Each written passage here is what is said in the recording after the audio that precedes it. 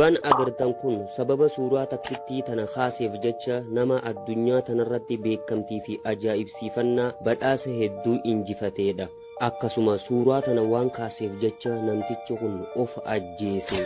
Dhaabbadhumee obboleessa kiyya atiis obboleettii tiyya dhiifama daqiiqa tokko of naa qabi. Viidiyooniin hojjechaa jiru dheenya kana hanguma duraaniitu laalamaa hin jiru. Kanaafuu jalqaba viidiyoo tana laayikii naaf godhi, nama 5 irratti sheer naaf godhi. Akkaan sinjee yoo naaf goote miidhaan tiiktooka keetirra geessu takka hin jirtu. Ani ammoo akkaan seenaa biraa hojjedhuuf haamilee natti gooti waan taateef. Dhiifama gara seenatti haa deebinu.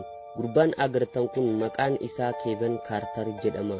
Inni gaazexeessaadha, lammii Afrikaa Kibbaati. Beela guddoo bara 1993 akka lakkoofsa Awurooppatti Suudaan Kibbaa mudate irratti jiila mootummoonni gamtooman Suudaan Kibbatti tola ooltummaadhaaf ergaman waliin namtichi kun Suudaan Kibbaa dhaqe. Guyyaa keessaa guyyaa tokko biyya Suudaan Kibbaa keessatti Keevin Kaartar kun suuraa agartan tana kaase. Mucaa beelli itti jabaannaan mataa isaa bahachuu dadhabee lafatti uwwifamee jiruu fi goggocorroo mucaa kana nyaachuudhaaf du'a mucaa kanaa eeggachaa jiru kaase. Wallaahi suuraa hedduu garaa nama nyaattuudha. Mucaan dadhabee jira. Deeggarsa nyaataa hatattamaa yoo argachuu baate umriin inni addunyaa tanarra jiraatu waan dhumeef fakkaata. Foon lafee isarraa dhumee lafee qofa ta'ee jira. Rakkoo hamtuu sanirraa kan ka'e yeroo malee bobaa harmee isaa jalaa ba'ee jira. Walumaa galatti kana booda jireenyaaf abdii hin qabu. Suuraan Keevin Kaartar kaase kun yeroo muraasa keessatti hima addunyaa kana dubbachiisu ta'uu danda'ee jira. Baruma san keessa suuraan kun bara 1993 akka lakkoofsa Awurooppatti gaazexeessaa Niw Yoork Taayimitti gurguramee maxxanfame. Namtichi Keevin Kaartar jedhamu kun beekamtii fi ajaa'ibsiifannaa guddaa argate. Badhaasa gurguddaa hedduu injifate.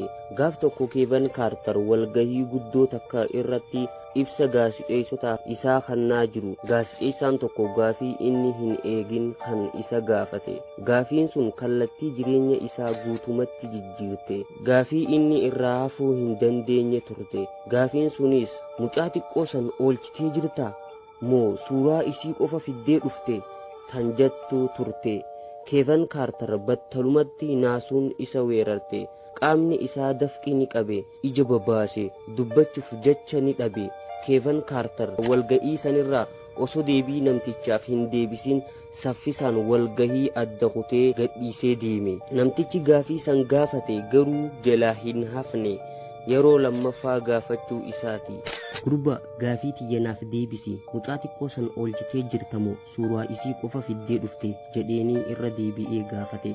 Keevin Kaartar guyyaa san irraa kaasee nama hunda jalaa badee dhokote, ija namaa baqate. Badhaasa guddaa san fudhatee guyyaa 3 booda ganda baadiyyaa bareedduu keessatti dhalatee guddate. Gara Paarkimoor deeme. Guyyaa muraasaa booda ganda baadiyyaa san keessatti reefki Keevin Kaartar argame. Dhalatee waggaa 33tti of ajjeese. Of ajjeesuu isaa guyyaa tokkoon dura firootaa fi hiriyoota isaaf yaadannoo xiqqoo barreessee ture. Akkana jetti: waanan qaburraa hirrisee hin kennineef of jiraachisuuf jechaan hojii koo qofa hojjedhe. Mucattiin du'a wajjin osoo wallaansoo wal qabaa jirtu goggocorrichi isii nyaatee quufee jira ta'a. Mucattiin hirbaata goggocorroo taate, ani ammoo beela isiitiif niin badhaafame. Kunis daandii du'a mucattiin imalte. Akkaan imalu gaabbiin na dirqisiiste. Firoota koo nagayatti jedheen.